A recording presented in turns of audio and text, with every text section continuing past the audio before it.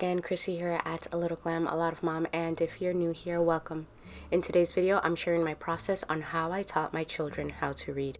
Before we get started, I do want to preface this video with saying that I am not a professional educator. I am a homeschool mom, and this is the method that has proven to be successful in teaching several of my children how to read. Also, know that in this video, you're not going to find the one resource that you can just press the purchase button and boom, your child knows how to read.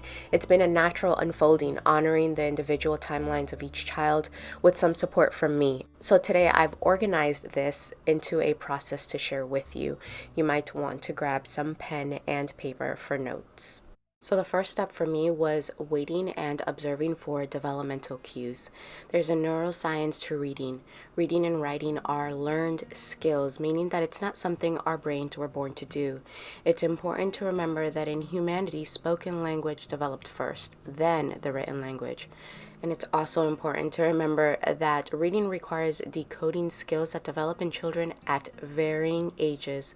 So teaching reading is a complex task, and each child is a unique puzzle. There are many processes in the brain and in cognitive development the child needs to tackle first. In the developing brain, certain neural pathways are formed in certain sequences. When the child is first born, the sensory pathways start to develop first, then language follows, and finally cognitive pathways are created. Some cues I look out for are a vocabulary of 50 words or more, pretending to read books, know that the print or text have meaning, have a favorite book, recognizing books by the cover, retelling a story, and distinguishing between letters, shapes, or sounds. The biggest cue for me, however, was when my children noticed that print in the environment around them and were curious about what it said. The next step for us is early literacy, and early literacy is simply learning about sounds, words, and language. I support early literacy by simply communicating with my children. This is one of the benefits of home education, doing life together, involving the child in everyday things and fun, because that's how they learn best. Preparing meals together and discussing not just foods, but the process, or taking them on a grocery run, or walking outside and talking about things and names in nature. It's learned in imaginative or role play. Children are developing critical thinking skills and building expressive and receptive language. And of course, what many know as circle time, singing, finger plays, and rhymes and storytelling.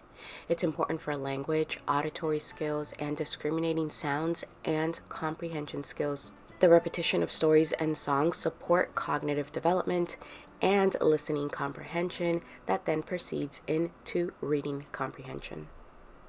The next step for us was reading out loud. Reading out loud is not just for growing readers. We also do it to support our established readers. Reading aloud is the foundation for literacy development. Reading aloud has so many benefits, from building comprehension to improved language and listening skills to gaining a lifelong love of reading. And if that's not enough, it's through reading out loud that my children have learned and continue to learn to articulate words, modulate voices, so practicing pitch, volume, and inflection. But above all, reading aloud as a family creates those bonds and connections with reading, and changing the narrative that reading is just a chore to a love of reading and a relationship with stories and books. Shared, or what many know as guided reading. This was the step in which I noticed my children making the biggest leaps in reading. There are some similarities in the benefits to reading aloud, but there are also some key differences. For example, in shared reading together, we can enunciate clearly by saying the word over and over, one-on-one, without fear of criticism from a peer. Developing decoding strategies. Another example is the parent pointing to the letters and words. By doing this, it exposes the growing reader to different print concepts and text features. As we discussed through reading out loud and shared reading, the student is also hearing different voices, developing pitch, inflection, expression. In shared reading, I'm modeling fluency. It enhances understanding and builds confidence, and overall, it's just comforting and a special time between you and your growing reader. And finally, reading readiness, although not in the first to last order, I actually support all of my previous steps or processes through games and hands-on activities and resources. So I thought I'd share some of our favorite materials and resources for reading readiness. Fairy Tales by Ebu, a board game that is a wonderful resource for developing imaginative storytelling skills and beginning narration and learning to sequence a story, beginning, middle, and end. It's a spinner game, so players spin to select the elements for their fairy tale. The player must first collect a scene, a hero, a magical helper, a rival, magical object, transportation, and a treasure to then narrate their fairy tale. An activity that has withstood the test of time is a beginning sound basket. So the idea is that the basket is filled with small objects that all begin with the same beginning sound. Oftentimes, this is paired with our alphabet sandpaper letters. And following would be a sound sorting basket. So I'd include several objects that begin with the letter S sound, for example, and a few small objects which do not. We work on sorting the object into two piles. Our most versatile material, the wooden movable alphabet. So this is a wooden box containing alphabet letters, consonants in red and vowels in blue. This material is used in many reading, spelling, and writing activities.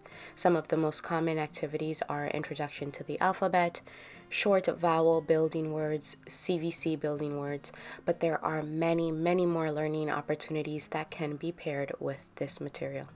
So a lot of CVC or short vowel words, building them or reading them.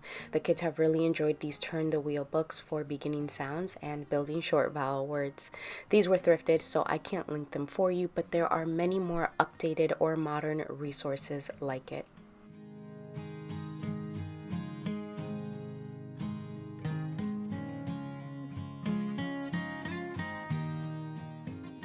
Falling under that same CVC word building, the Montessori Pink Language Series is a method that has been successful in our home. This series offers a large selection of phonetic language lessons. In this series, you'll find matching pictures with word cards. I've organized them into vowel bags. We also did this with small objects instead of pictures.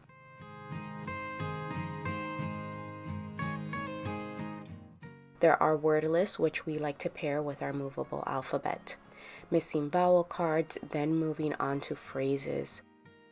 There are a lot more than I have to show now, like rhyming families, nonsense word sorting cards, matching sentences with objects.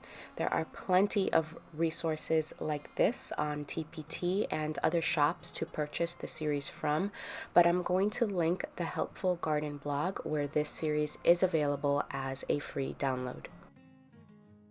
Let's talk about sight words for a bit. We don't do the sight word memory list. However, we did discuss and learn sight words as these words cannot be decoded phonetically, so it's necessary. So this has and continues to be my approach now that I'm teaching my last little one to read. We invested in these Scholastic Nonfiction Sight Word Easy Readers. There are 4 box sets, levels A, B, C, and D, each with 25 readers for 25 sight words. So the success in these is found in the repetition throughout each reader. These are also really good for confidence building.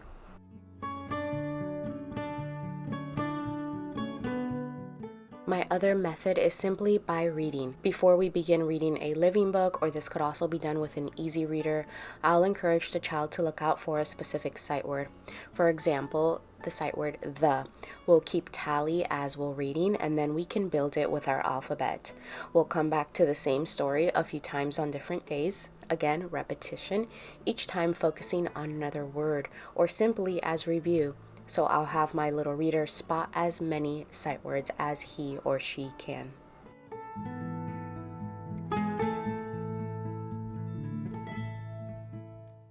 And finally, I thought I'd share our most treasured easy readers. All of my children learn to read with the I Can Read Biscuit series. The Biscuit series are just gentle stories of a beloved pup. Little Bear, this series will always be the most treasured in my heart. My love for these stories actually dates back to when I was a teenager, reading them to my then baby brother, then moving on to my now teenagers, and finally my last 3 set of babies. And good friends Frog and Toad, a favorite among all of my readers, myself included. Just wonderful stories about adventure, bravery, and most of all, friendship. Alright friends, that's it. I couldn't give you or recommend the one resource that will teach your child how to read. I hope that what you did take away from this video is encouragement. The goal isn't to grow readers at the earliest age or advanced readers or log in the biggest reading stack among peers. The goal should be to grow readers that have a lifelong love of reading. And overall, my message is that to do that, we must make reading part of our daily lives. Also, if you're in a season of growing a reluctant reader, know this. Just as a normal, healthy child will learn to walk without teaching her, and just as a child learns to speak her native language by the age of 3 without lessons, worksheets, or curriculum, so will a child naturally learn to read when she or he has a positive relationship with the spoken and written word. Take a minimum of 30 minutes to read to or with your child and trust the natural unfolding of your child. I'll end with this. My husband asked me a few weeks ago what my biggest accomplishment has been so far at the age of 36. And my answer, without a doubt, is teaching my children to love reading. With this job done, I know I've changed their lives forever.